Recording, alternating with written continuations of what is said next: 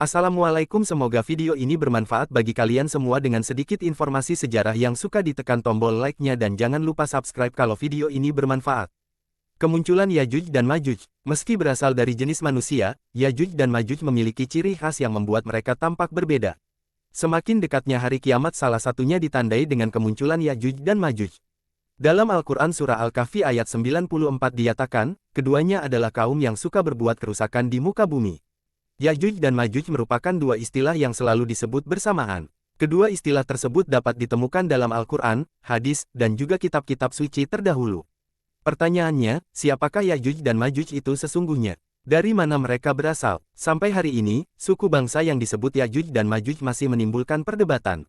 Ada yang menyebut mereka sebagai bangsa Tartar, Mongol, Cina, dan sebagainya. Ada pula yang menganggap Yajuj dan Majuj sebagai nenek moyang bangsa Turki. Namun demikian, identitas mereka sesungguhnya hanya Allah SWT yang tahu. Ibnu Katsir menerangkan, Yajuj dan Majuj adalah keturunan Adam AS. Silsilah mereka dikatakan berasal dari keturunan Yafits bin Nuh AS. Dalam Al-Quran dikisahkan, Yajuj dan Majuj diisolasi oleh tembok atau benteng logam yang dibangun Zulkarnain. Meski mereka masih berasal dari jenis manusia, Yajuj dan Majuj mempunyai ciri khas yang membuat mereka tampak berbeda dari manusia pada umumnya. Dalam satu hadis Nabi SAW disebutkan, Yajuj dan Majuj memiliki muka yang lebar, mata yang kecil, sipit dan warna putih di rambut atas mereka. Bentuk wajah mereka dikatakan mirip perisai, hari Imam Ahmad. Mereka juga nyaris tidak memiliki kemampuan untuk memahami bahasa atau perkataan yang dituturkan manusia. Ketika pada masanya, Yajuj dan Majuj akan berhasil menghancurkan dinding besi pembatas yang telah dibangun oleh Zulkarnain.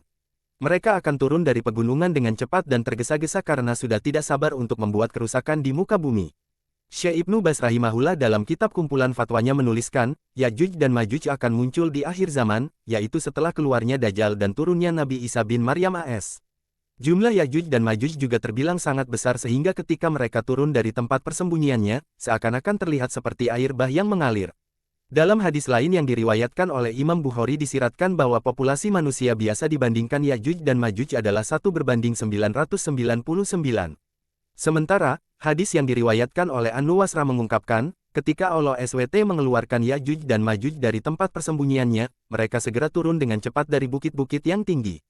Selanjutnya, gerombolan atau barisan pertama dari mereka melewati Danau Tabariyah dan kemudian meminum habis semua air dalam danau tersebut. Hari Muslim 2937/110, At-Tirmidzi 2240, Abu Dawud 4321, Ibnu Majah 4075.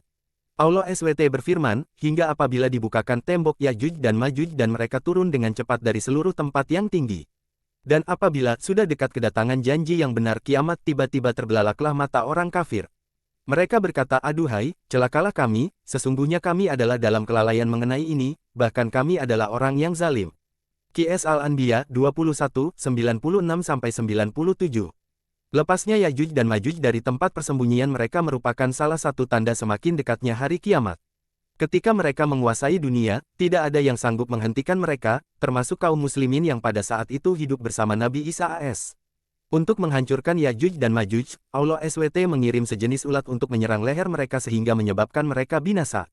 Mayat-mayat mereka lantas bergelimpangan dan bau busuk menyengat. Untuk membersihkan itu semua, Allah SWT lalu mengirim burung-burung untuk mengangkuti mayat-mayat tersebut, serta mengirim hujan untuk membersihkannya.